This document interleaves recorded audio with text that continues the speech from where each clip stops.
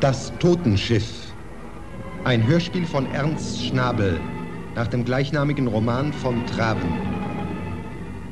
Die Personen der Handlung sind Bill, ein Seemann, ein spanischer Polizist, eine schwarze Dame, 2 belgische Polizisten, ein Polizeikommissar, ein amerikanischer Konsul in Rotterdam, ein Eisenbahnschaffner, ein Schnellrichter, ein Gefängnisdirektor, ein Soldat, ein Leutnant, ein Kommandant, der Kapitän der Jorike, der Ingenieur des Schiffes, Krikor und Lasky.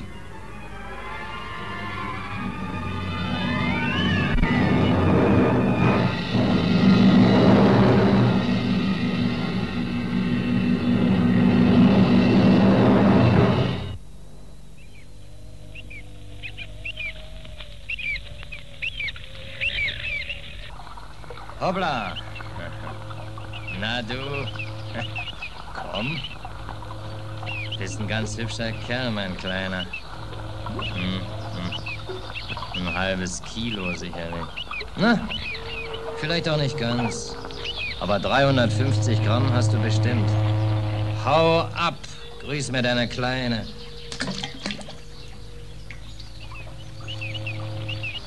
$350 Gramm hätte ja doch nicht gereicht. Hey, Sie! Gentlemen! Senior?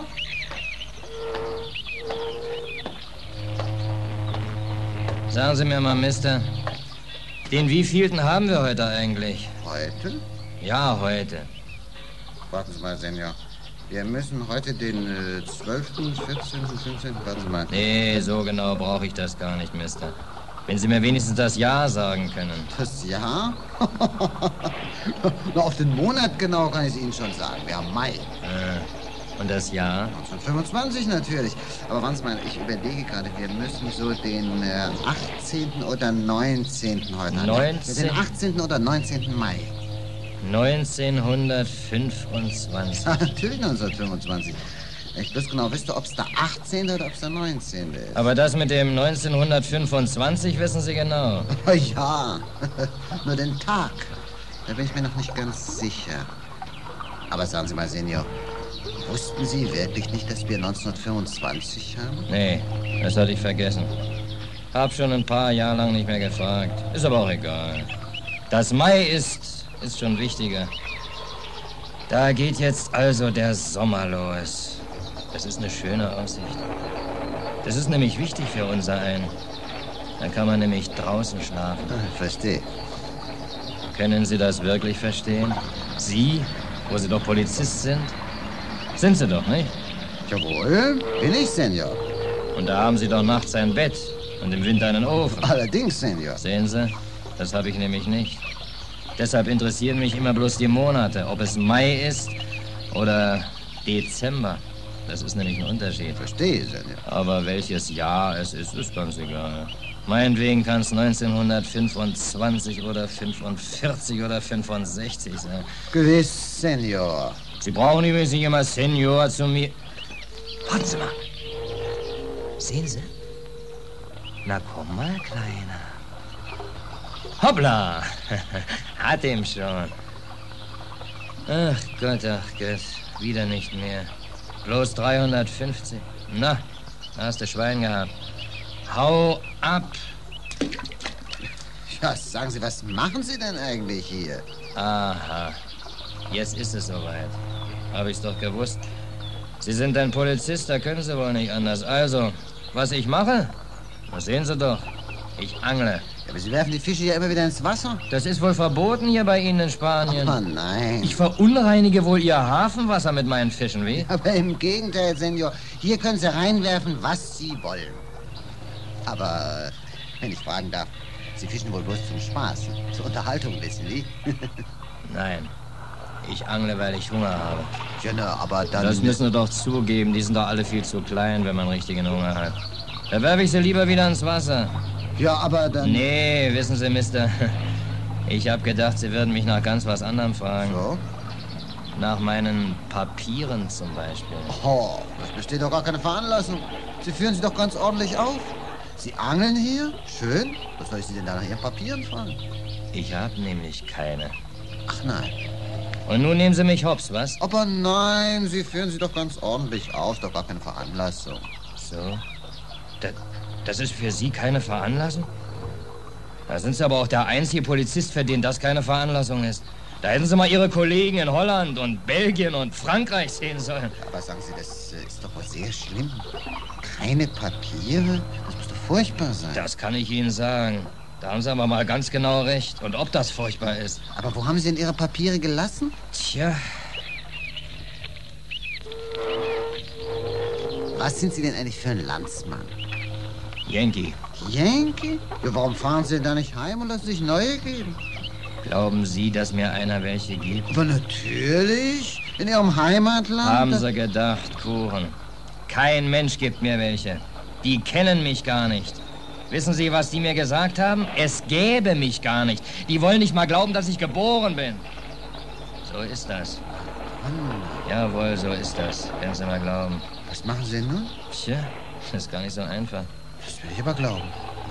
Na dann... Nee, Mister, das ist alles nicht so einfach. Ich weiß gar nicht, wie ich Ihnen das gleich erzählen soll. Passen Sie mal auf. Wissen Sie, was eine Laus ist? Aber ja, natürlich. Also, das wissen Sie. Schön. Wissen Sie vielleicht auch, wie es in einem Uhrwerk aussieht? Ja, natürlich. Mein Vater war Uhrmacher. Das ist ja wunderbar. Also, dann stellen Sie sich mal ein Uhrwerk vor. Nicht so ein gewöhnliches, nicht von einem Wecker. Nee, von einer Kirchturmuhr, so 10 Meter im Durchmesser. Und lauter große Wagenräder, die da drin kreisen. Können Sie sich das vorstellen?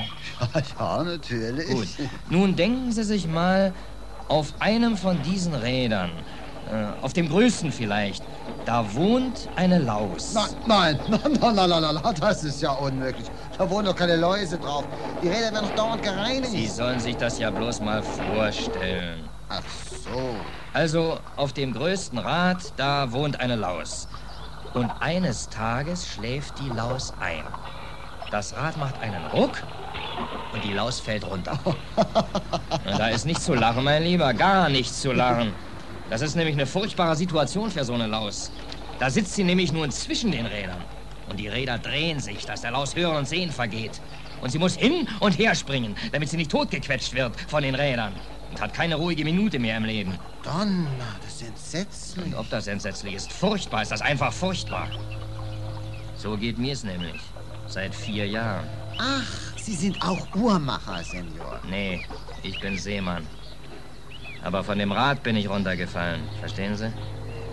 Ja, natürlich. Und nun hupf ich hin und her und habe keine Ruhe mehr, weil ich nicht zerquetscht werden will zwischen den Rädern, die Holland und Belgien und Frankreich und Amerika heißen.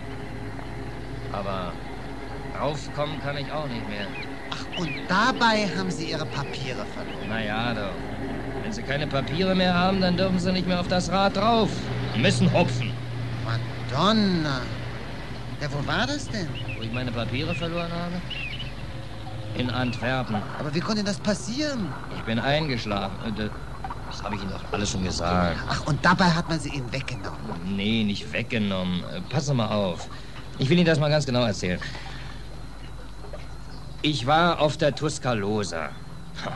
Feines Schiff, sage ich Ihnen. Ganz neu. Von Baltimore. Ja, da kamen wir eben mit Baumwolle nach Antwerpen. Abends ging ich an Land. Aber bloß für eine Stunde, denn um 4 Uhr morgens wollten wir schon wieder auslaufen. Und um Mitternacht, da ging ich auch wieder pünktlich an Bord. Und wie ich da so auf dem Schelde-Quai lang gehe, da steht da eine Dame. Eine Dame, sage ich Ihnen. Madonna. Blond. Nee, schwarz war sie. Eine schwarze Dame.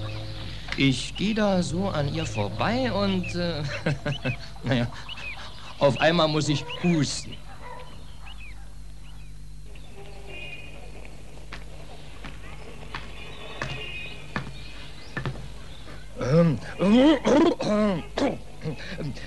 Pardon, Madame. Na, Kleiner? Ich dachte nämlich, ich hätte Sie erschreckt. Habe ich gedacht. So, das haben Sie gedacht. Habe ich gedacht. Aber sagen Sie mir, Mademoiselle, haben Sie eine Ahnung, wie spät es schon sein kann? Ich habe keine Uhr, mein Junge. Ist wohl schon sehr spät. Dann muss ich nämlich laufen, weil wir nämlich... Ach so, dann müssen Sie laufen. Sie sind wohl kein Gentleman? Ja, aber natürlich bin ich ein Gentleman. So? Sie sind ein Gentleman? Na und, ob ich einer bin? Und da wollen Sie trotzdem eine junge Dame mitten in der Nacht allein auf der Straße stehen lassen? Es könnten doch Einbrecher in der Nähe. Vielleicht sind Einbrecher. Wo sind Einbrecher? Na, vielleicht ist es auch kein Einbrecher, was hier in der Nähe ist, sondern ein Mörder. Was? Man kann doch nicht wissen. Und wissen Sie, ich bin so furchtsam. Oh, darf ich Sie ein Stückchen begleiten, Madame? Ja? Kommen Sie mit? Ja.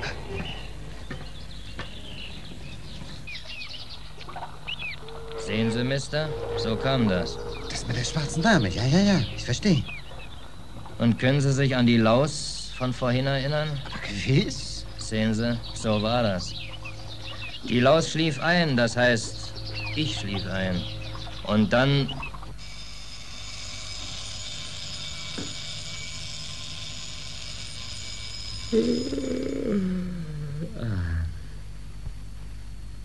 Herrje. Mademoiselle. Mademoiselle. Wie viel Uhr ist denn? Lass doch, Kleiner. Bleib liegen. Ach, es ist doch so schön, oder nicht? Nee, nur lass, Mann. Jetzt ist genug. Schon genug? Dreh doch mal den Wecker rum. Ich komm nicht dran. Augenblick mal. 7 Uhr. Verdammt! Die Tuscaloosa. Ach, Madonna. Jetzt war sie weg. Jetzt war sie weg. Es war 7. Um 4 war sie ausgelaufen. Passé. Da, und die Dame? Die Dame, die Tuscaloosa. Weg. Vorbei. Nichts zu ändern. Die Sonne schien, der Himmel war blau, die Spatzen pfiffen. Vorbei. Na, da bin ich gegangen und habe mich auf eine Bank gesetzt. An Scheldekee. Dahin, wo die Tuscaloosa gelegen hatte und wo jetzt so ein großer leerer Platz am Pier war. Erst habe ich gedacht, ich wollte heulen. Aber dann habe ich mich langgelegt und wollte ein bisschen schlafen. Ich hätte auch geschlafen, da am Scheldekee in der Sonne. Aber wissen Sie, da kam so ein Kollege von Ihnen, Mister. Genauso einer wie Sie. Nur, dass der ein bisschen anders war. Nee, eigentlich war der nicht anders. Sie sind anders. Der andere war, wie sie alle sind. Wissen Sie, Mister, Ihre Kollegen, die kann man schon an der Stimme erkennen.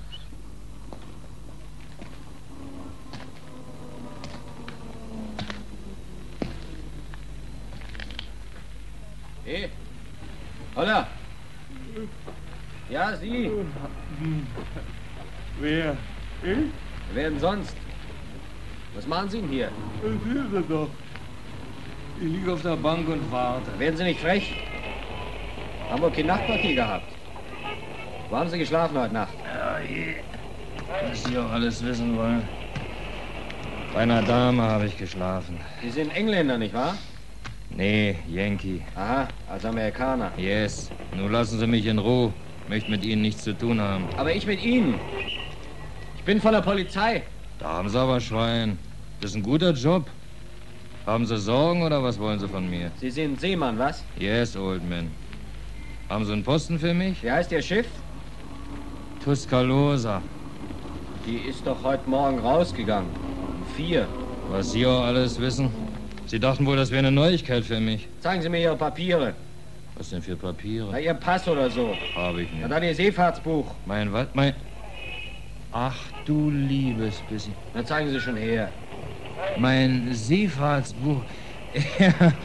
Ja, also wissen Sie, wenn Sie das nämlich meinen sollten, also dann muss ich... Ja, also dann müssen Sie nämlich wissen... Da reden Sie nicht so viel, Mann. Also wenn Sie nämlich das meinen sollten, dann müssen Sie nämlich wissen...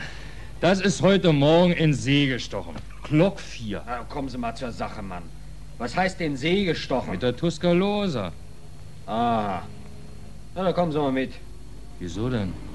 Wohin denn? Das werden Sie ja sehen. Kommen Sie schon.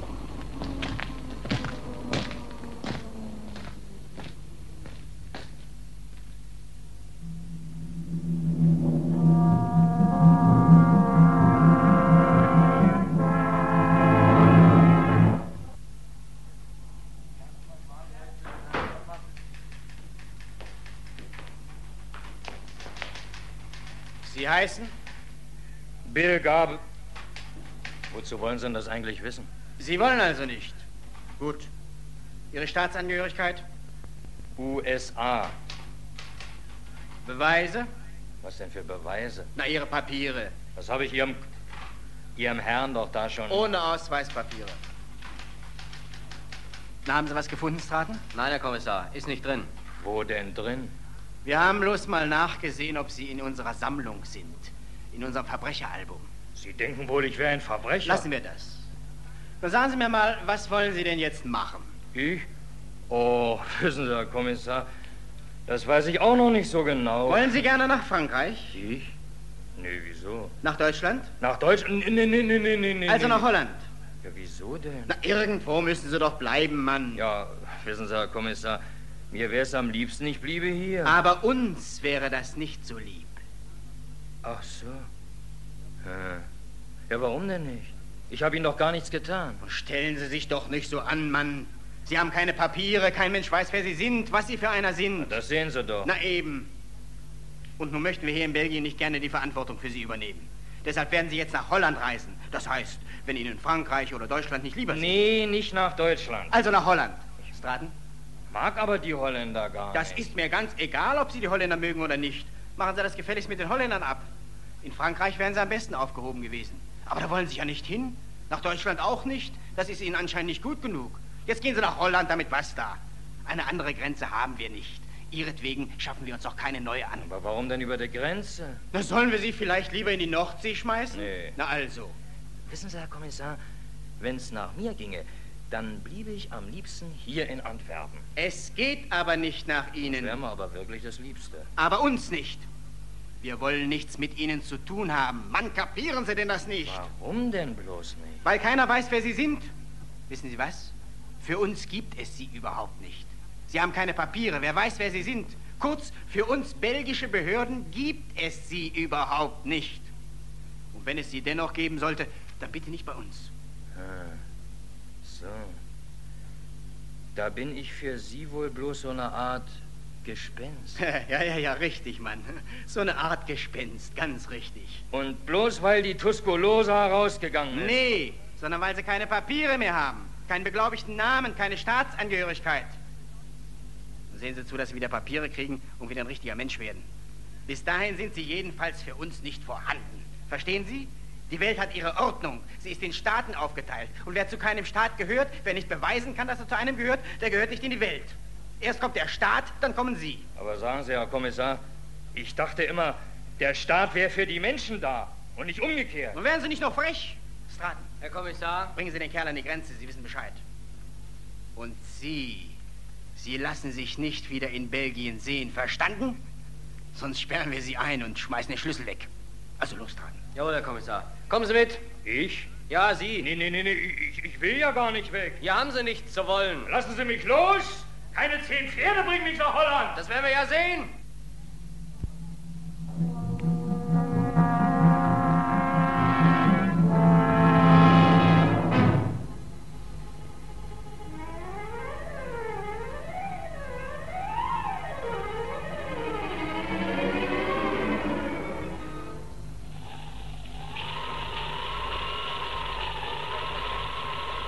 So, nun passen Sie mal auf, Mann. Sehen Sie da drüben das Licht? Da rechts von dem Baum. Nicht so laut, Mensch. Ja, rechts von dem Baum. Das ist schon Holland. Netherland. Haben doch sicher schon davon gehört. Ja, doch. Dann gehen Sie also jetzt geradeaus auf das Licht zu. Und noch ein Stück weiter, bis Sie an die Bahnschienen kommen. Bei dem Dreckwetter? Pfui Teufel. Wenn Sie so weit sind, dann sind Sie schon über der Grenze. Sie werden keinen Grenzbeamten treffen. Um diese Zeit sind hier keine, das weiß ich. Dann gehen Sie also die Schienen lang, bis Sie zur Bahnstation kommen. Ist bloß eine kleine Station. Von da können Sie morgen früh einen Zug nach Rotterdam kriegen. Müssen dem Schaffner sagen, Rotterdam, der de Klaas. Das ist holländisch. Der de Klaas. Aber ich hab doch gar kein Geld. Gar keins? Nee, das hat doch die schwarze Dame behalten, die in Antwerpen, wissen Sie. Die ist überhaupt schuld. Ach, lassen Sie mich mit Ihren Weibergeschichten in Ruhe. Hier haben Sie 5 Gulden. Damit können Sie gut bis Rotterdam kommen. Die haben sie auch noch ein paar Zigaretten. Mann, gib her. Den ganzen Tag habe ich noch nicht. Sie sollen stille sein. Ja, aber warum denn bloß? Wir sind doch keine Spitzbuben. Nee, ich bin von der Polizei. Aber die in Holland brauchen uns ja nicht gerade zu hören. Sonst nehmen die sie gleich wieder hops. Na, ich sag denen einfach, die belgische Polizei hat mich zu Ihnen hier nach Holland geschickt. Das Maul werden Sie halten, verstanden? Das wird Ihnen nämlich keiner glauben. Ach so. Ach, so ist das. Und dann lassen Sie sich nicht wieder in Belgien sehen. Sie haben mir gehört, was Ihnen der Kommissar gesagt hat. Sie kriegen Zuchthaus, wenn Sie sich wieder sehen lassen. Lebenslänglich. Ich warne Sie also. Nur hauen Sie mal ab. Einen Augenblick noch. Ich habe noch eine Frage, die ist mir eben noch eingefallen. Was meinen Sie denn eigentlich, wenn ich in Rotterdam mal zum Konsul gehe? Der muss mir doch neue Papiere geben. Der pfeffert Sie raus, wenn Sie sich nicht ausweisen können. Nur hauen Sie ab, verstanden? Ja, tschüss denn. Leben Sie wohl. Und lassen Sie sich nicht wieder blicken. Aber das mit dem Konsul versuche ich doch mal. Seien Sie still! Der wird dir was.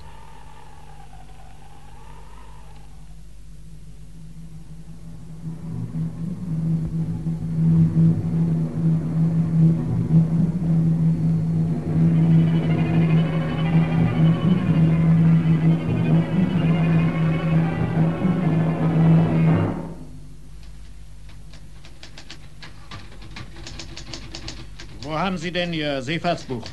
Verloren, Herr Konsul. Haben Sie einen Pass? Nee, nie gehabt. Tja, sagen Sie mal, guter Mann, was wollen Sie denn da eigentlich hier? Ja, sehen Sie, Herr Konsul, ich dachte, dass Sie doch mein Konsul wären und dass Sie mir dann helfen könnten, wieder ein Seefahrtsbuch zu kriegen, dass ich wieder ein Schiff kriegen kann. Ja, wieso denn gerade ich? Sie sind doch mein Konsul. Ich? Ihr Konsul? Tja, mein Lieber, das müssen Sie mir erst mal beweisen, dass ich Ihr Konsul bin. Na, Sie sind doch amerikanischer Konsul. Und ich bin doch Amerikaner. Na, das bin ich allerdings. Aber ob Sie Amerikaner sind, das müssen Sie mir erst mal beweisen. Papiere, Papiere! Sie müssen mir doch Papiere vorweisen können. Die sind doch auf der Tuscaloosa. Das sagt mir gar nichts. Können Sie mir überhaupt beweisen, dass Sie auf der Tuscaloosa gefahren sind? Nee. Na, sehen Sie. Was wollen Sie denn dann eigentlich hier? Wenn Sie mir schon beweisen könnten, dass das mit der Tuscaloosa stimmt, das sagt noch gar nichts. Sie wissen ja selber, dass es sogar Hottentotten auf amerikanischen Schiffen gibt. Aber sagen Sie mal, wie sind Sie denn eigentlich hierher nach Rotterdam gekommen? Die Tuscaloosa hat Rotterdam doch gar nicht angelaufen. Nee, Antwerpen. Ja, wie kommen Sie nach Rotterdam? Die belgische Polizei hat mich über die Grenze abgeschoben. Na, nun kommen Sie mal bloß nicht mit solchen Geschichten, Mann. Sowas tut keine Polizei. Fangen Sie mal bloß nicht an, Geschichten zu erzählen, dann sind wir gleich geschiedene Na, Leute. beruhigen Sie sich, Mann, Herr Konsul. Ich sag's ja nicht nochmal. Ich will ja bloß ein Schiff. Ein Schiff?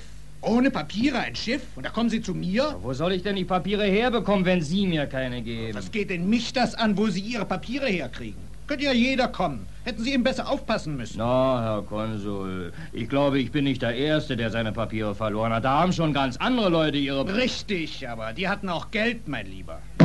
Jetzt ist aber Schluss, Herr Konsul.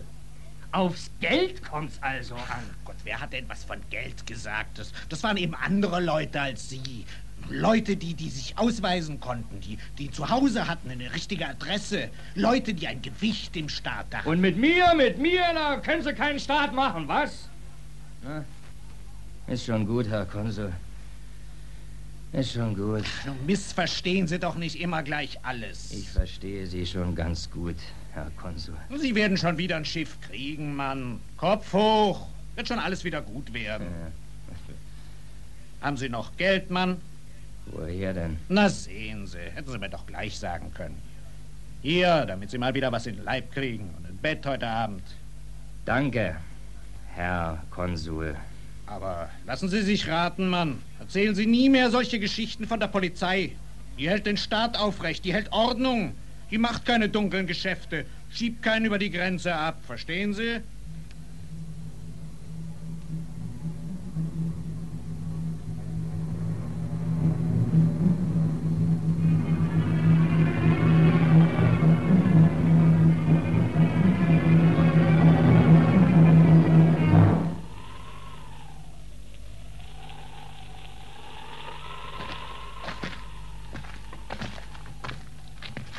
Sehen Sie das Licht dort hinten? Das links von dem Baum. Psst, leise, Mann. Ja, das links von dem Baum. Das ist schon über der Grenze in Frankreich drüben, La France. Haben Sie auch sicher mal was davon gehört? Ja, doch. Dann gehen Sie also jetzt geradeaus auf das Licht zu. Bei dem Dreckwetter? Oh, und noch ein Stück weiter, bis Sie an die Bahnschienen kommen. Wenn Sie so weit sind, dann... Halt, Senior. Das verstehe ich aber jetzt nicht mehr. Sie waren doch in Rotterdam beim Konsul. Und jetzt sind Sie schon wieder an der Grenze? Ja, natürlich, Mister, das war's ja gerade. Ich war kaum beim Konsul raus, kaum auf der Straße. Da stand da schon wieder so ein Polizist und fragte mich nach meinen Papieren. Und abends war ich schon wieder an der Grenze, an der belgischen. Aber wie ich nach Belgien kam, da stand da so ein Grenzwächter, der hat mich auch gleich wieder geschnappt. Da haben sie mich dann in der nächsten Nacht an die französische Grenze gebracht. Oh, ist ja furchtbar, Senior. Unterbrechen Sie mich doch nicht dauernd, sonst werde ich ja nie fertig mit dem Erzählen. Ja, aber ist doch furchtbar. Also, wie wir da im Dunkeln an der französischen Grenze ankamen, sagt der belgische Polizist zu mir... Also, wenn Sie da an das Licht kommen, da sind Sie schon über der Grenze. Und wenn dann so ein Franzmann... Kommt keiner, ich weiß Sie Bescheid. Sie gehen dann weiter, immer in derselben Richtung, bis zu den Eisenbahnschienen. Von da können Sie morgen früh einen Zug kriegen. Ich habe gar kein Geld. Was hat mir die schwarze Dame? Lassen Sie mich doch mit Ihrer schwarzen Dame in Ruhe. Wirklich keinen Cent. Dann nehmen Sie hier. Hier, 20 Francs. Können Sie ein ganzes Stück weit mitkommen. Und lassen Sie sich ja nicht wieder hier blicken. Nee. Nun hauen Sie ab. Einen Augenblick. Ich hätte nämlich noch eine Frage, Herr Wachtmeister. Was denn noch? Ich wollte Sie nämlich noch fragen, warum ich denn nun nicht eigentlich hier bleiben darf. Die in Holland haben mich doch erst hierher geschickt. Das kann ich Ihnen ganz genau sagen, Mann. Holland ist nämlich ein anständiger Staat, verstehen Sie? Das ist ein Land für richtige Staatsangehörige. Und Belgien auch. Und die Ausländer, die hier kommen, müssen richtige Papiere haben und auch Staatsangehörige sein. Ja, was bin ich denn? Sie? Sie sind ein Individuum. Mein Lieber, ich will Ihnen mal was sagen. Wenn Sie auch Polizist sind, Frechheiten können Sie sich trotzdem nicht erlauben. Was denn für Frechheiten? Na, das mit dem Individuum... Das ist ein Polizeiausdruck. Für solche Leute wie Sie, die keine Papiere haben. Ich bin aber kein Individuum, verstehen Sie? Ich bin ein Mensch, verstehen Sie? Genauso gut wie jeder andere. Auch wenn ich keine Papiere mehr habe. Was sind Sie? Ein Mensch? Wissen Sie, was Sie sind? Ein Aufrührer, ein Umstürzler. Mensch, kann jeder sagen. Staatsangehörige brauchen wir. Richtige Papiere müssen Sie haben. Haben Sie verstanden? Ja. Ist schon gut. Nun hauen Sie ab. Geh ja schon. Und fahren Sie möglichst weit mit der Eisenbahn, damit Sie nicht wieder zu uns herüber abgeschoben werden. Und lassen Sie sich nicht wiedersehen. Nee, bestimmt nicht. Darauf können Sie sich verlassen. Das hat mal gereicht.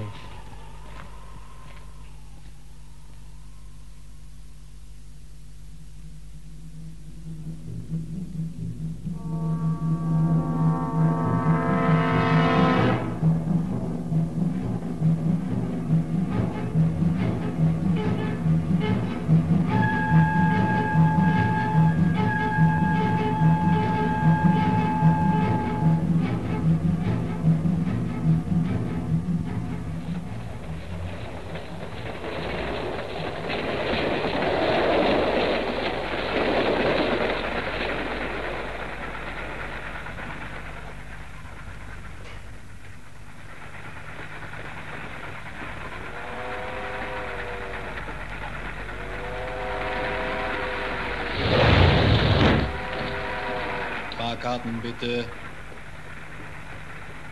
Danke. Danke. Danke. Hey, Sie, Monsieur, kann ich mal Ihre Fahrkarte sehen? Guten Morgen. Guten Morgen. Morgen, Monsieur. Ihre Fahrkarte bitte. Ach, meine Fahrkarte. Warten Sie mal. Hier, bitte. Danke, Monsieur. Tja, wo wollen Sie denn hin? Ich? Ach so, ich wollte ja bloß so ein Stückchen mit... Aber Ihre Fahrkarte geht ja bloß bis Cambrai.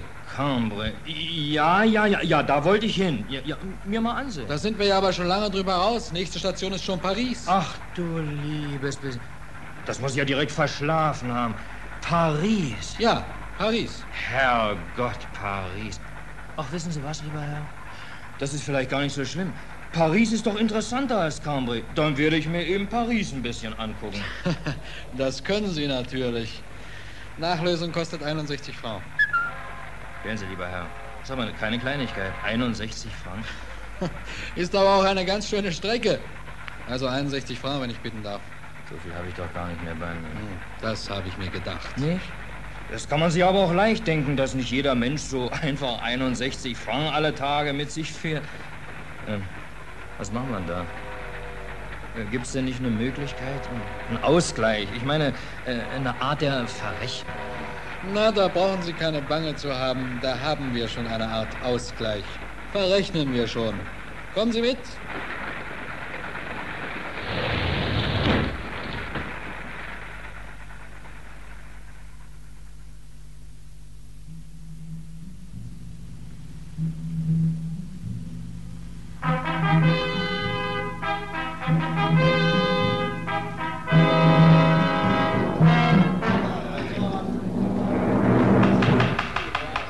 Angeklagter, stehen Sie auf.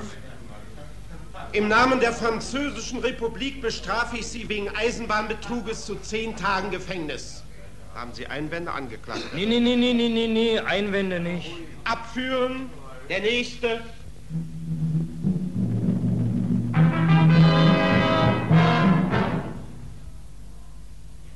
Erster Tag. Einlieferung, Baden, Untersuchung, Zellenverteilung. Zweiter Tag. Abermals Personenfeststellung und Eintragung in dicke Bücher. Nachmittagsempfang beim Gefängnisgeistlichen. Dritter Tag. Ich werde gefragt, ob ich schon mal Schürzenbänder angenäht habe. Ich sage nein. Vierter Tag. Ich bekomme Schere, Nadel und Faden ausgehändigt. Fünfter Tag. Sonntag. Sechster Tag. Bekomme meinen Platz im Arbeitshaus. Siebter Tag. Werde einem Gefangenen vorgestellt, der mir zeigen soll, wie man Schürzenbänder annäht. Achter Tag. Der Gefangene zeigt mir, wie man's macht. Neunter Tag. Erfahre, dass morgen der 10. Tag ist. 10. Tag. Nähe am Vormittag ein Schürzenband an. Der Aufseher prüft es 1 Stunde lang. Nicht gut angenäht. Muss wieder abgeschnitten werden. Am Nachmittag... Und so entlasse ich Sie hiermit. Besten Dank, Herr Gefängnisdirektor. Haben Sie Beschwerden über die Behandlung während der Haft? Nein, im Gegenteil, Herr Gefängnisdirektor. Gut. Kann ich nun gehen? Ja, das können Sie. Das heißt, Sie wissen, dass Sie innerhalb von 15 Tagen das Staatsgebiet der Französischen Republik zu verlassen haben. Nee, wieso? Das weiß ich nicht. Steht hier unter Ihrem Gerichtsurteil. Und wieso, wenn ich mal fragen darf? Weil Sie keine Papiere haben. Das stimmt, habe ich nicht. Aber sagen Sie, Herr Gefängnisdirektor, wo soll ich denn nun noch hingehen? Ich war doch schon überall. Ach, mein Lieber, die Welt ist doch so groß. Das ist sie. Da haben Sie recht. Das ist sie ganz bestimmt. Das ist sie bestimmt. Sie finden schon einen Platz für Ihr ferneres Wohlergehen. Das haben Sie aber sehr schön gesagt, Herr Gefängnisdirektor. Schönen Dank auch. Die Welt ist also groß genug für mein ferneres Wohlergehen. Auf guten Tag, Herr Gefängnisdirektor.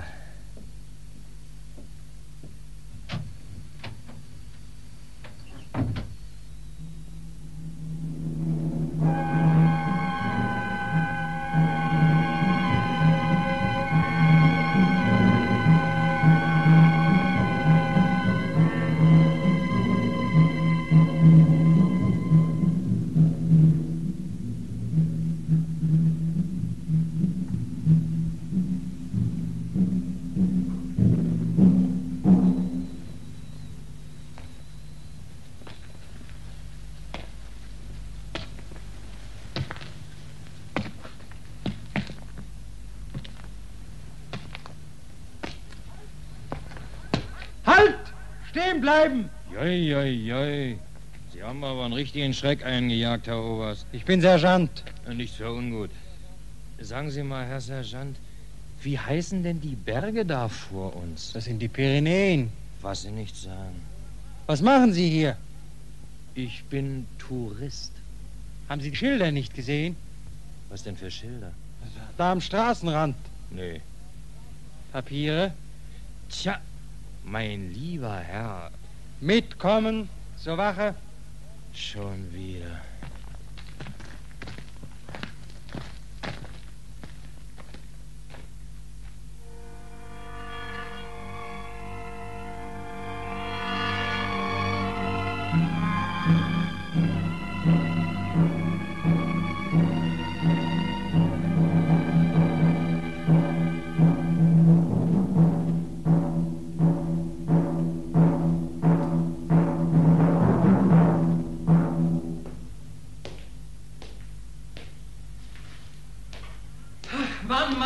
Mann, was haben Sie bloß angestellt? Ist es denn so schlimm, Herr Leutnant? Ja, schlimm? Ach Mann, schlimm, das ist doch gar kein Ausdruck.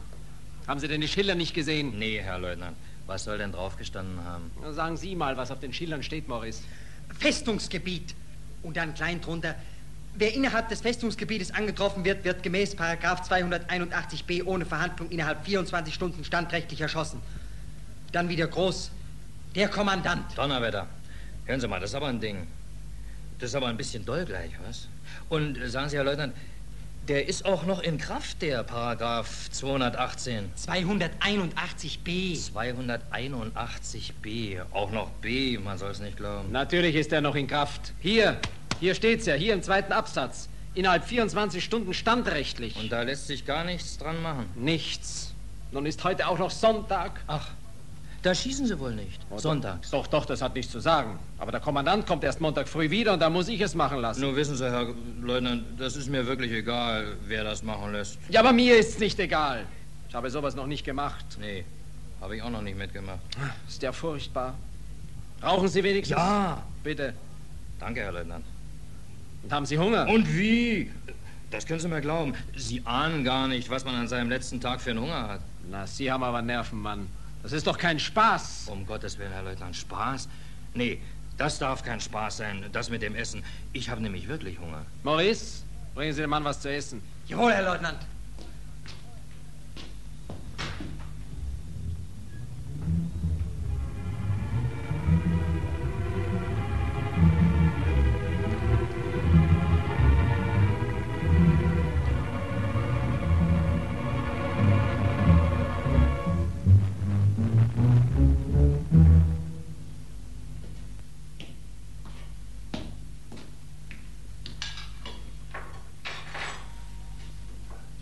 Na, schmeckt's?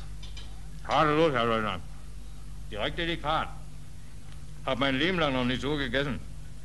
Gibt's das hier jeden Tag bei Ihnen? Nein, Mann. Das ist Sonntagsessen, Doppelportion. Sehen Sie? Hab ich mir doch gedacht. Hab ich mir gleich gedacht, dass das eine Extraportion ist. Sehr verbunden, Herr Leutnant. Hab noch nie sowas gekriegt. Wissen Sie, Herr Leutnant, Wissen Sie, wenn ich immer so ein Essen gekriegt hätte, dann wäre ich vielleicht ein ganz anderer Mensch geworden. Ein guter Mensch. Aber so. Melde, Herr Leutnant, Kommandant ist gekommen. Ach, Gott sei Dank. Dann brauche ich das wenigstens nicht mehr machen zu lassen. Ihnen hätte ich es aber nicht weiter übel genommen, Herr Leutnant. Nach dem Essen nicht.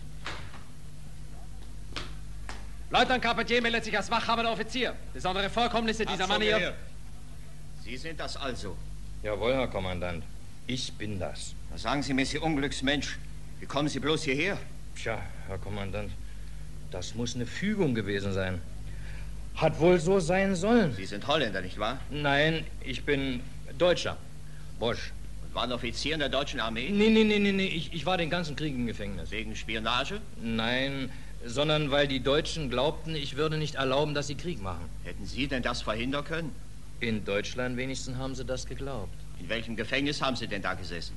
In Südfalen. In welcher Stadt? In Deutschenburg. Nie was davon gehört. Ist auch ein ganz geheimes Gefängnis. Selbst in Deutschland kaum bekannt. Hat der Mann ein Foto bei sich gehabt, Zeichenmaterial? Nein, Herr Kommandant. Und wo sind Sie über die Grenze gekommen? Bei Straßburg. Da hätten Sie ja über den Rhein schwimmen müssen. Nein, ich meine Saarburg. Und was haben Sie in Frankreich gemacht? Beim Bauern gearbeitet. Und wo wollen Sie jetzt hin? Nach Spanien. Was wollten Sie denn in Spanien? Ja, sehen Sie, Herr Kommandant, jetzt wird es Winter. Und in Spanien ist es doch so hübsch warm. Also nach Spanien wollten Sie? Ganz recht. Jetzt nicht mehr. Warum nicht? weil ich jetzt erschossen werde. Und wenn ich Sie jetzt nicht erschießen lasse, versprechen Sie mir dann, dass Sie dann so schnell wie möglich nach Deutschland zurückgehen? Nee. Nein? Lieber erschießen. Sehen Sie, Herr Kommandant, Deutschland hat einen Krieg verloren und muss jetzt bezahlen. Und ich will nicht mitbezahlen. Junge, das hat Sie gerettet. Also hauen Sie ab sofort. Ja. Noch was? Ich hätte noch eine Frage an den Herrn Leutnant. Ja, fragen Sie. Sagen Sie, Herr Leutnant, ich habe noch gar kein Abendbrot.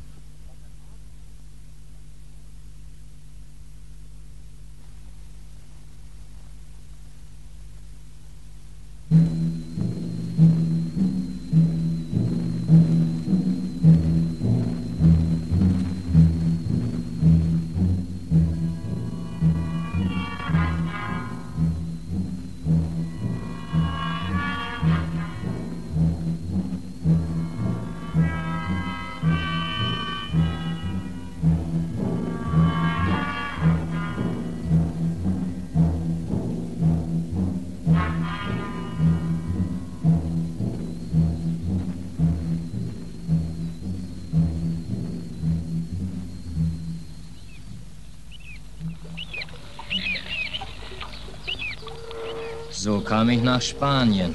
Ja, Gott im Himmel und Allerheiligen. Das ist ja furchtbar. Das ist ja ganz furchtbar, was Sie da alles erlebt haben. Das ist ja gar nicht vorzustellen. Und seitdem sind Sie nun bei uns? Nee, Mister. Das war vor 3 Jahren. In der Zwischenzeit bin ich zur See gefahren.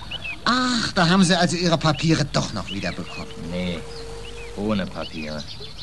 Geht denn das? Ja, das geht. Bei welcher Reederei denn?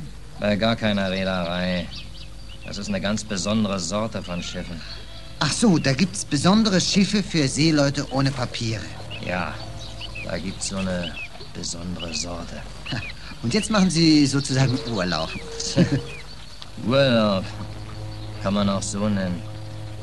Ich will Ihnen mal was sagen, Senor. Ich bin arbeitslos. Ach, herrje. Hab's nicht mehr ausgehalten auf dem letzten Kasten. Ja, manche Kapitäne müssen aber auch zu schlimm sein. Nicht bloß die Kapitäne, das Schiff auch, die Mannschaft auch. Alles. Na, dann erholen Sie sich aber erst mal richtig, ehe Sie wieder losfahren. Kann ich nicht. Hab kein Geld. Oh, wenn ich Ihnen was vorschießen darf. Mensch, Mister. Was sind Sie bloß für eine Art von Polizist? Na, man ist doch schließlich auch Mensch. Hören Sie auf! Nichts von Mensch, Mister. Das dürfen Sie nicht sagen. Ist verboten. Haben Sie nicht gehört? Sie sind ein Aufrührer, ein Umstürzler, wenn Sie von Mensch reden. Ja, aber was wollen Sie da machen? Nee, Mister, behalt mal deine paar Kröten, hast ja auch nicht viel. Ich gehe wieder an Bord. Heute Abend vielleicht. Auf den großen Amerikaner, der da vorne festgemacht hat? Nee. Ah, so, auf den Passagierdampfer aus Liverpool. Sie wollen es mal fein haben, was? Nee, auf den auch nicht. Aber ist doch gar kein Schiff hier sonst. Doch, ist. Hinten im Polenhafen. Aber das ist doch kein Schiff, was da hinten liegt. Das ist doch bloß ein Haufen Dreck und Rost. Das ist die besondere Sorte von Schiffen, die ich brauche. Madonna. Da rate ich Ihnen aber von ab. Nee, lassen Sie, Mann. Das ist schon das Richtige für mich. Ich weiß da Bescheid. Wollen wir mal hingehen? Ja. Aber da rate ich Ihnen wirklich von ab, Senor.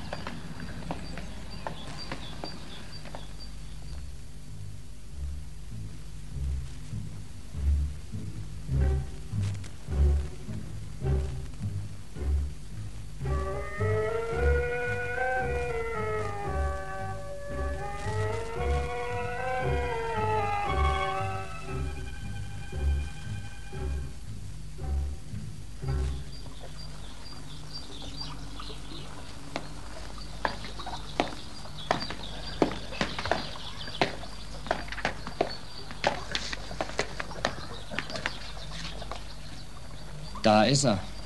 Ein Haufen Rost und Dreck. Hab ich nicht gesagt? Jo. Können Sie den Namen lesen, Mister? Nee. 2 Buchstaben. Jo. Ist anders gar nicht mehr zu lesen. Und eine Flagge hat er auch nicht. Doch. Da hinten. Ach, ist doch bloß ein Fetzen. Ein paar Fransen. Sonst nichts, keine Farbe. Das ist schon die richtige Nationalität für mich. Da wollen Sie wirklich? Ich kann doch nicht länger. Hey, and your sailor? Yes. Want the job? Herrje, Senior. Das scheint ja ein Mensch zu sein. Ich hab gedacht, es wäre eine Vogelscheuche. Was wird denn der von Ihnen? Was für ein Job? Ich hab wirklich gedacht, es wäre eine Vogelscheuche. Nee, ist schon so eine Art Mensch. Kenne ich schon. Was will er denn von Ihnen? Fragt, ob ich Arbeit haben will. Was sind Sie denn? Matrose? Nee, Stoker. Nein, brauchen wir gerade. Da rate ich Ihnen aber wirklich von ab, Senior. Gerade eine Maschine brauchen wir welche. Wann geht ihr raus? Gleich. Wohin wollen Sie denn? Nach, ist auch egal. England!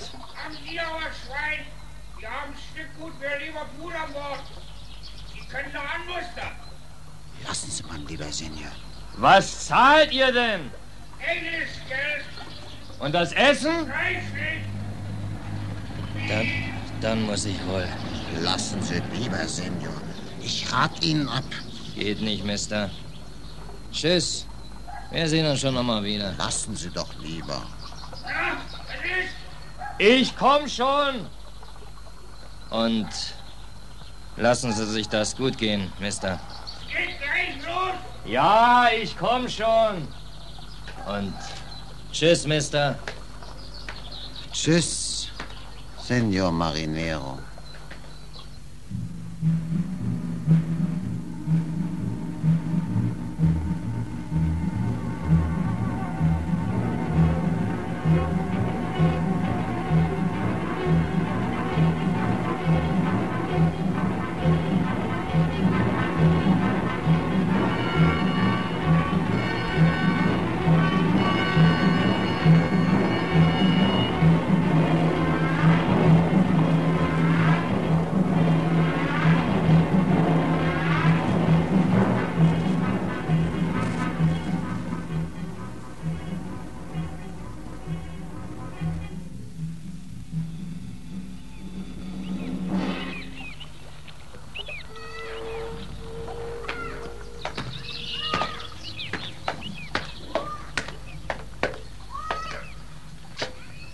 Guten Abend.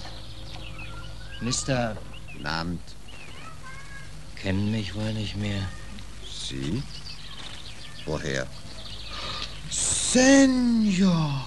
Madonna! Ja, sind Sie's denn wirklich, Senor? Madonna, wie sehen Sie denn aus? Fein, was? Ja, sind Sie noch auf diesem Schiff, auf Ihrer... Jorike. Ja, ich bin noch drauf. Sie haben damals nicht abgemustert? Ich meine, Sie wollten doch in England... Wir waren ja gar nicht in England. Aber der hat's doch gesagt, der da, diese Vogelscheuche damals. Der hat noch mehr gesagt. Hat alles nicht gestimmt. Nur, dass wir gleich ausgelaufen sind. Sonst hat nichts gestimmt. Können Sie sich noch erinnern, dass ich Ihnen gleich abgeraten habe, als ich diesen Kasten sah? Diese Jorike? Mit der ist nicht gut Salz lecken, habe ich gesagt. Ja, das stimmt, das haben Sie gesagt. Aber können Sie sich noch erinnern, dass ich Ihnen damals was von einer Laus erzählt habe, die von einem Rad runtergefallen war? Ja, richtig, ja, Senor, ich weiß ich noch. Sehen Sie? Aber ich kann mich gar nicht beruhigen, wie Sie aussehen, Senor.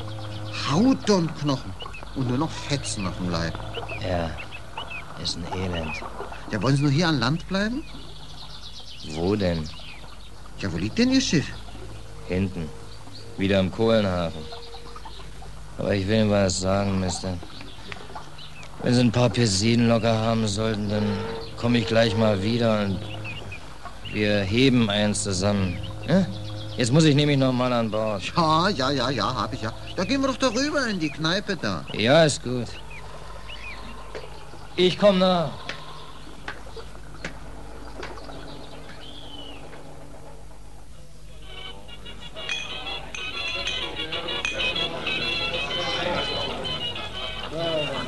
An nichts haben die sich gehalten, was sie versprochen hatten. An nichts. Das heißt, eigentlich hatten sie ja gar nichts versprochen. Ich war nur drauf reingefallen, auf das Gerede. Ja. Wir liefen ja auch gleich aus damals. Naja, ich hab sie gesehen. Und kaum waren wir draußen, musste ich zum Captain hinaufkommen zum Anmustern. Das ist ein Schwein. Mensch, schon eine Stimme wie 1000 Stifte zusammen. Und rechts von ihm stand die Vogelscheuche, die Sie ja gesehen haben. Wissen Sie, wer das war? Was der an Bord vorstellte?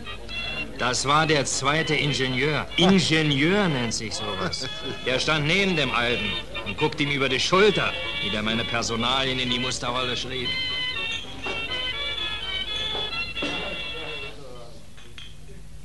Sie sind der neue Trimmer? Trimmer?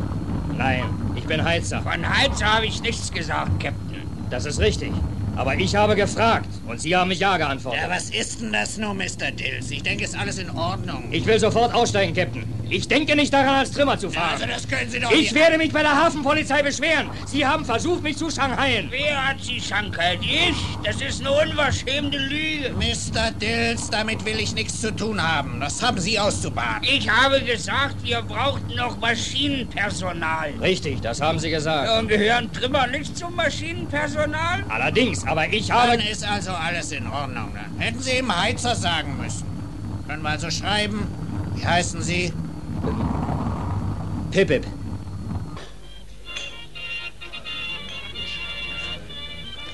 Aber Senior, das war doch gar nicht Ihr Name.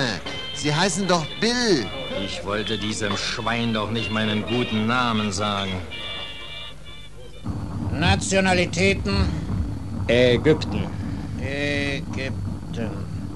Ihr Heuer für Trimmer ist 70 Peseten. Was? 70 Peseten? Haben Sie das nicht gewusst? Ich habe angemustert für englische Heuer. Also, Mr. Dills, was ist denn das nun wieder? Habe ich Ihnen vielleicht englische Heuer versprochen? Allerdings, Sie haben mir englische Heuer zugesagt. Schreien Sie nicht so, Mann. Also, wie ist das nun, Mr. Dills? Ich bin das endlich leid. Von englischer Heuer habe ich gar nicht gesprochen, Sir. Doch, das haben Sie, das kann ich beschwören. Beschwören Sie bloß keine Meinheit. Ja, Englisch Geld, habe ich gesagt. Na, dann ist das wohl auch in Ordnung. Wo wollen Sie abmustern? Im nächsten Hafen. Nee, das können Sie ja nicht. Sie haben für Liverpool gemustert. Ja, und Liverpool ist ja der nächste Hafen. Nee, ich habe für Griechenland deklariert, aber ich habe meine Absicht geändert und gehe nach Marokko. Sie haben gesagt Liverpool und ausdrücklich erwähnt, dass ich in Liverpool abmustern darf. Ich habe gesagt, wir haben Stückgut für Liverpool und er könne abmustern, wenn wir nach Liverpool gehen. In Ordnung, das stimmt. Wir haben 8 Kisten für Liverpool. Ölsardinen, glaube ich. Wenn ich mehr kriege, dann gehe ich nach Liverpool, aber eher nicht. Wollen Sie nun Ihren Namen hier drunter setzen? Unter das Papier? Niemals. Wie Sie wollen. Unterschreiben Sie bitte, Mr. Dills, als Zeuge. Das genügt auch. Gehen Sie schon her, Captain. Ich unterschreibe selber. Ist ja nun doch alles vorbei. Na, sehen Sie. Und nun gehen Sie in den Kesselraum runter und treten Sie Ihren Dienst an.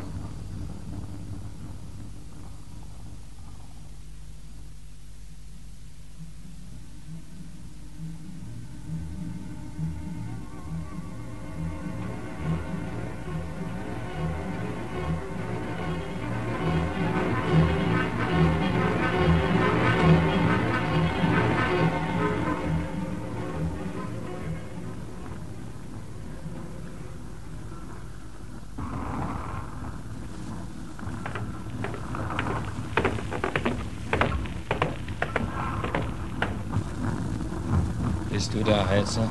Ja. Wie heißt du? Krikor. Und du? Lasky. Wie heißt du? Pip-Pip. Du bist auch Heizer? Nee, Trimmer.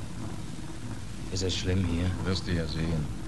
Uns essen? Fraß und nie genug. Und Geld kriegst du auch nicht. Immer bloß ein paar Kröten Vorschuss. Den Rest beim Abmustern. Aber abmustern kannst du nicht, sonst geht dein Geld flöten. Doch, kann ich. Ich will in Liverpool. Kommen wir ja nie hin. Dann woanders. Hast du Papiere? Nee. Na also, glaubst du, dass ein Seemannsamt dich abmustern lässt, wenn du keine Papiere hast? Habt ihr auch keine Papiere? Nee. Nee. Was bist denn für ein Landsmann? Und du? Ich war mal ein Yankee. Mann, dann bist du aber der erste Yankee, dem es so geht. Hab noch keinen getroffen. Ich war mal Deutscher. Bei uns gibt's mehrere von unserer Sorte. Hast du deine Papiere auch verloren? Nee, ich habe in Oberschlesien gewohnt. Aber wie das polnisch wurde, war ich auf See. Und nun erkennen sie mich beide nicht mehr an. Die Deutschen nicht und die Polen auch nicht. Und du, Krikor? Bin aus Armenien. Uns haben die Türken rausgeschmissen. Und dann bin ich nirgendwo mehr reingekommen. Geht's allen so? Hier an Bord? Allen. Hat keiner Papiere mehr. Doch, der zweite Ingenieur. Die darf aber keinem zeigen. Laut Lauter Tote. Sind für die Welt draußen alle tot. Kein Aas kümmert sich mehr um uns. Können uns nirgendwo an Land mehr sehen lassen. Ist ein richtiges Totenschiff. Die Jorike. Weißt du, was ich mal gelesen habe? In einem Buch. Früher, in Rom, da haben sie so einen Zirkus gehabt. Da sind alle Leute reingegangen und haben zugeguckt. War aber kein Zirkus mit Elefanten und einer Seiltänzerin. Nee, war ein Zirkus mit Menschen. Lauter solche wie wir. Gladiatoren nannten sie die. Und mussten sich gegenseitig im Zirkus totschlagen. Und die Leute haben zugeguckt und geklatscht. Die Damen auch.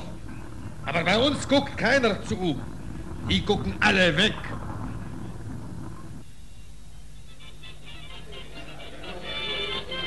Mister. Was ist, Senior? Geben Sie noch eine Buddel aus. Aber gewiss doch.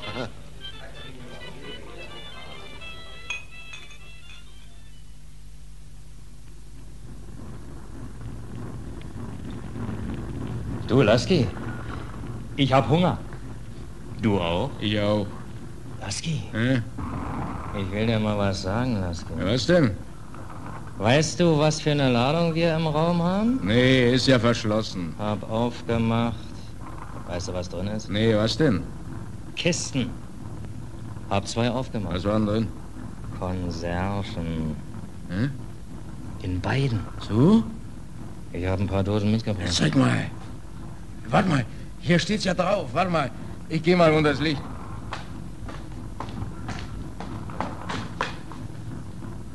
Marmelade. Zeig mal die große. Ja. Cornet Beef. Machen wir mal eine auf, was? Mensch, richtige Marmelade.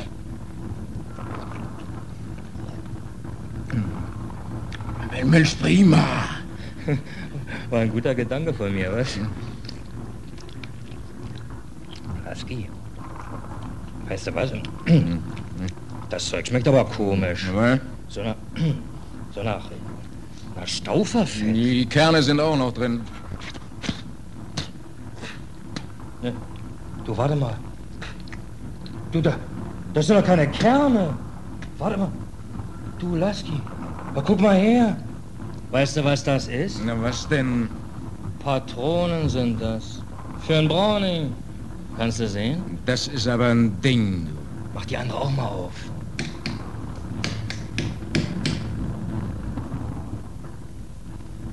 Du musst die Wurst ausschütten. Siehste? Auch. Was ist denn das? Das ist aber ein Ding. Die Schweine. Und in den Papieren steht Pflaumenmus. Und die Schweine machen Krieg damit. Ich möchte nur wissen, was das für Schweine sind. Weiß ich. Gibt immer welche, die Krieg machen und solche Pflaumenmus-Patronen brauchen. Und uns sagen sie, der Mensch muss Moral im Leibe haben. Und die Welt ist ja groß, lieber Freund. Bloß die selber, für die ist sie zu klein. Die haben nicht mal mehr Platz für unser einen. Aber wenn sie es für gut befinden, dann morden sie und machen Krüppel und rauben die Kinder von den Müttern und nehmen den Frauen die Männer. Die machen den Staat und pusten ihn auf wie ein Luftballon. Und dann steht er am Himmel, der Luftballon. Und alle müssen ihn anschauen und nachreden. Das ist unser Staat. Das ist unser neuer, lieber Gott. Und die Schweine, die den Luftballon aufgepustet hatten, die stehen beiseite, reiben sich die Hände und machen Gebote und Gesetze. Und wenn es ihnen passt, schmeißen sie alle über den Haufen.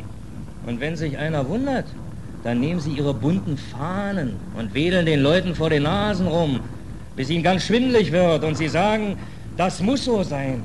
Wir müssen jetzt ein bisschen Krieg machen, bloß ein bisschen. Der neue liebe Gott will es so, der Luftballon. Und die Leute sind still und wagen sich nicht den Mund aufzumachen und gehen in den Krieg. Und dann dauert die Schweinerei Jahre und Jahre. Und keiner kommt zurück. Und wir liefern ihnen das Pflaumenmus dazu. Mit Steinen, mit kleinen Messingkernchen, die eine ganz kleine Bleikugel oben drauf haben. Was machen wir? Wir bringen ihnen ins Haus, was sie brauchen. Weil wir sonst vor Hunger krepieren, wenn wir es nicht tun.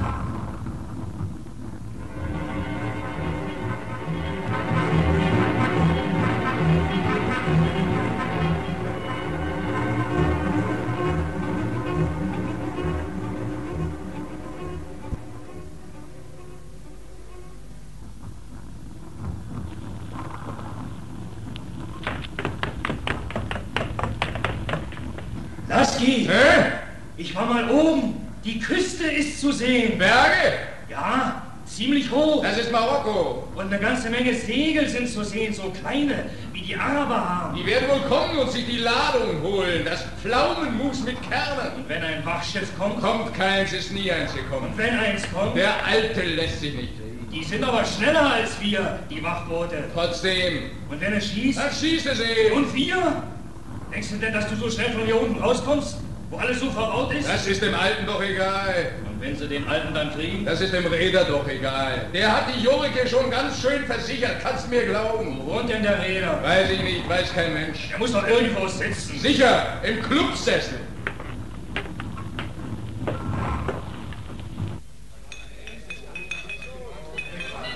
Hey, Mister. Was denn, Senor? Mister, geben Sie doch noch eine Buddel auf. Aber ja doch.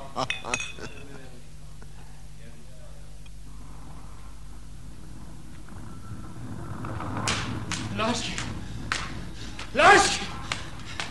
Gregor! Was ist denn, Pipi? Ich kann nicht mehr. Mein Herz, ich kann nicht mehr. Ich krieg keine Luft mehr. Ruhig, Mann. Leg dich erst mal hin und trink hier mal Wasser. Stirbst nicht. Stirbt sich nicht so leicht, Pip. Aber ich krieg doch keine Luft mehr.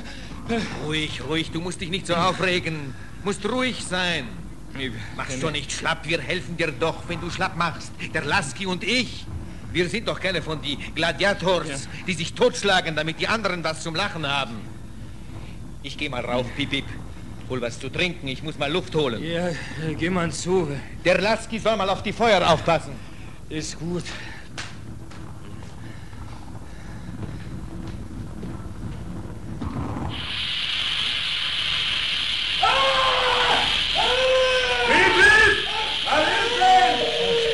Das Dampfrohr da oben geplatzt!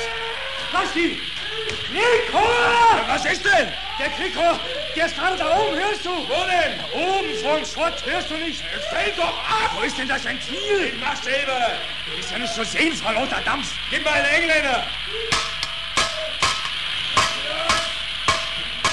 Halt die Fresse, du Schwein! Siehst du ja? Dieser Mistkram, alles verrottet, alles Mist. Jetzt ist das Ast abgebrochen. Was ist denn los? Halt!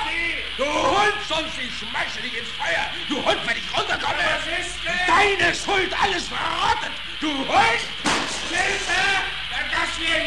Das wäre ihn aber einsteilen, den Hammer nach mir werfen. Hau ab, sonst kommt noch was. Warte mal, Lasky. Hier ist noch ein Ventil. Hier, ich hab's. Rechts. Aber Kriko ist nicht mehr hier. Er ist wohl noch rausgekommen. Gott sei Dank. Nee.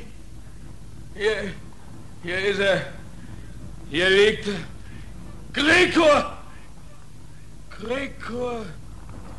Herrje, komm mal her, Pip. Nimm mal wahr. Vorsichtig. Leg ihn hin. Ist ja kochend heiß. Kochendes Wasser in Klamotten. Kriko! Herrje. Weißt du was, Pip? Was denn? Der ist ja tot.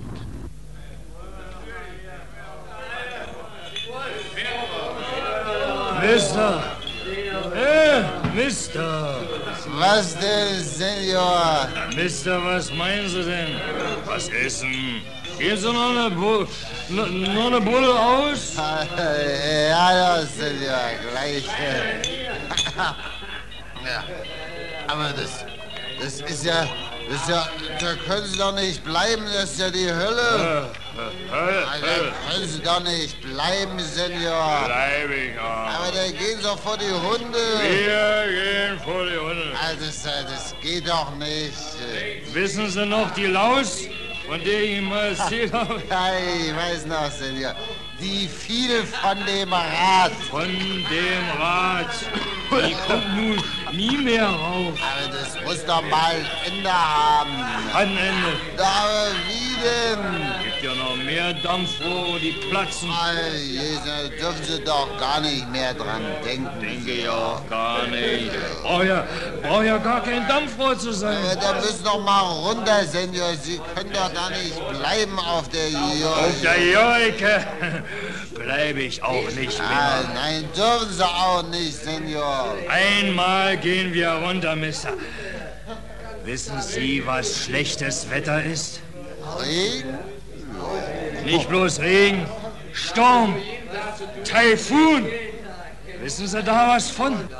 Nee, habe ich nie erlebt. Aber muss furchtbar sein. Kann ich Ihnen sagen, ist furchtbar. Das brummt in der Takelage. Das brummt in der Takelage wie eine Bassgeige. Die Wogen, die sollen ja wie Häuser werden, so hoch. Werden sie auch. Wie hört sich denn das bloß an? Wie sich das anhört. Denken Sie sich mal ein Dutzend Trommeln, die wirbeln alle miteinander. Und dann kommt das näher und näher und immer lauter. Und dann kommt noch eine Posaune dazu. Und dann kommt das immer näher und näher. Und dann ist das da. Und dann wird alles weiß und Gischt. Und Sie sehen nichts mehr und hören nichts mehr. Und dann wieder die Trommel und die Posaune und dann die Trommel und die Pauke. Und immer wieder und immer wieder. Und das hört nicht mehr auf und hört nicht mehr auf und wird immer höher und furchtbarer. Und die Seen werden wie Berge und kommen und kommen. Senior! Und kommen und kommen. Und mitten in all der Furchtbarkeit, in all dem Entsetzen und Weltuntergang, mittendrin, da schwimmt dann die Madonna.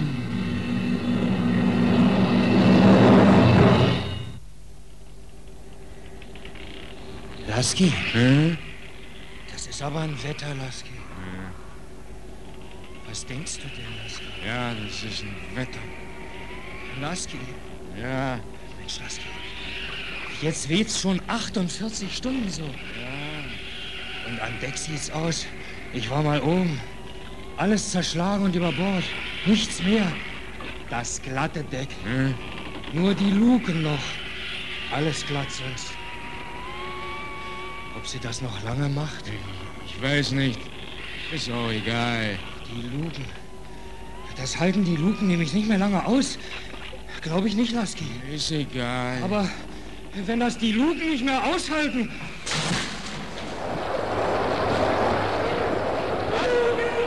Die sind eingeschlagen und das Schrott! Ist es so weit? Das Schrott hält auch nicht! Das Schrott, Lasky! Komm raus, das Schrott! Das Wasser läuft ein und das Schiff läuft ab! Raus! Ja, ich komme.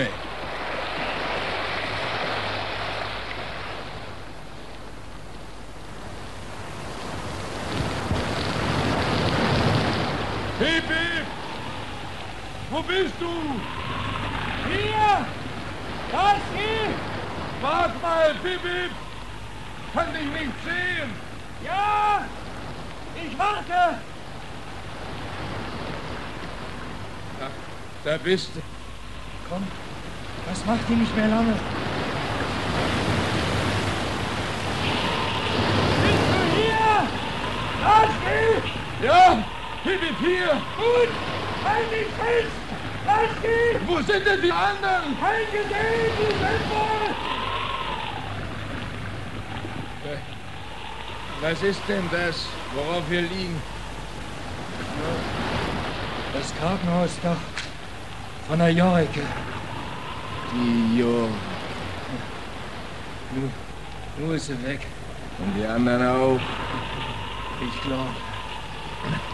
Wie bist denn da drauf gekommen auf das Kartenhausdach?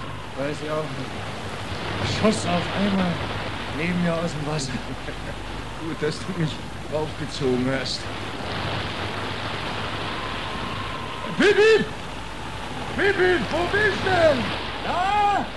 Hier! Komm, bleib! Heißt er eigentlich richtig so, oder? Oder ist das auch nur so? Eigentlich heißt es Pipip. Ich sage aber weiter, Pipip, was? Ja, das tun wir.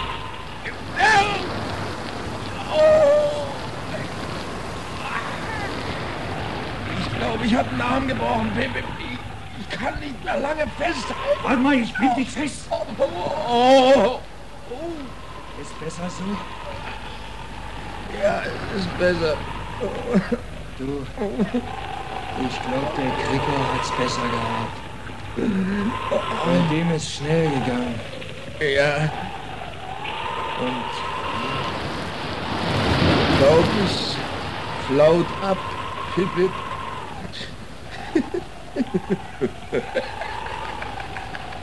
Was machst du denn? Ich musste dran denken. Jetzt brauchen wir nämlich keine Papiere mehr. Und kein Konsul, kein Hafenamt. Du! Pipip! Da ist ja die Jorika. Die ist ja gar nicht untergegangen. Wo denn? Da! Unter dem Stern, siehst du? Nein. Doch, ganz deutlich, siehst du? Jorike! Jorike! Jorik.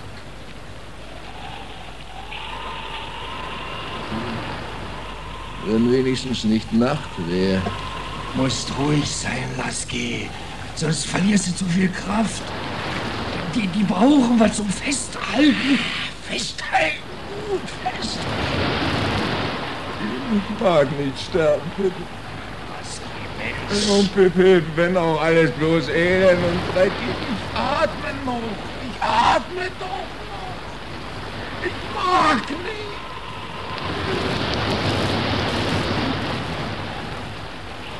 Wir wenigstens die Sonne noch aufgehen sehen. Pipip.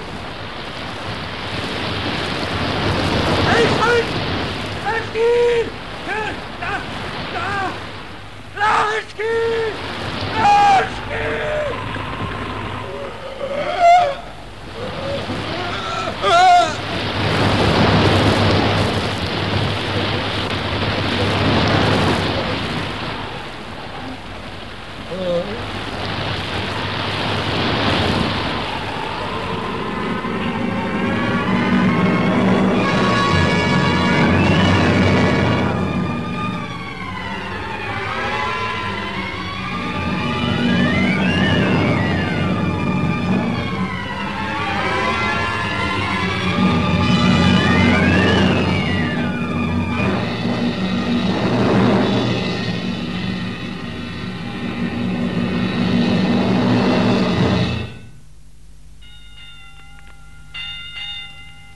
Verlustmeldung.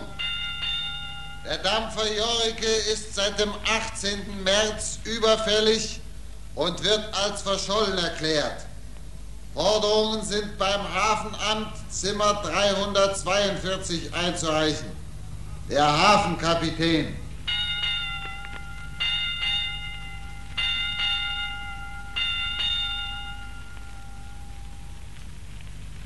Wird wohl keiner mehr Forderungen haben an die Jorike. Nur der Reeder. Und der geht nicht zum Hafenamt, der geht zur Versicherung. Wie hieß der denn gleich? Ach ja, Bill. Pipip hat er sich auch mal genannt. Bill. Da hat er also doch recht gehabt damals. Wissen Sie, was schlechtes Wetter ist? Nicht bloß Regen, nein, Sturm, Taifun. Das ist furchtbar, kann ich Ihnen sagen. Und dann kommt das näher und immer näher. Hat er doch recht gehabt, der arme Kerl.